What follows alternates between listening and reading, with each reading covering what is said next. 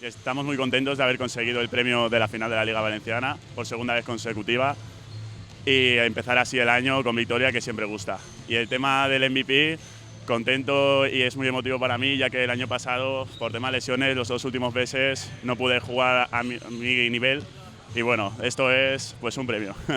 El partido sabíamos que íbamos a tener que tener un nivel de concentración y de agresividad defensiva enorme. Ellos son un equipo muy físico, con jugadores de mucho talento tanto por dentro como por fuera, de mucho tamaño. Bueno, creo que hemos salido muy concentrados, creo que hemos tenido claras las normas defensivas y a partir de ahí creo que sí que hemos tenido un poco de imprecisiones en ataque, hemos fallado algunas situaciones fáciles en tiros abiertos y situaciones cercanas al aro.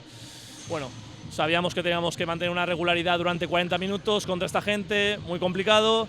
Y en el momento nosotros hemos bajado un poco nuestro nivel defensivo, hemos perdido algunos balones tontos, ellos han corrido y se nos han ido un poco en el marcador. Luego hemos intentado seguir luchando, trabajando hasta el final. Bueno, me quedo con las sensaciones, son positivas, el equipo ha hecho una buena pretemporada, estamos todavía en crecimiento y pienso que todavía tenemos mucho margen de mejora. Un partido, yo creo que al principio con mucho nerviosismo, mucha ansiedad por parte de los dos equipos, pues se notaba que era una final, mucha tensión, y cuando hemos conseguido calmar un poco los nervios, hemos empezado a encontrar nuestras opciones de ataque donde podemos hacer mucho daño y ahí hemos castigado muchísimo al rival.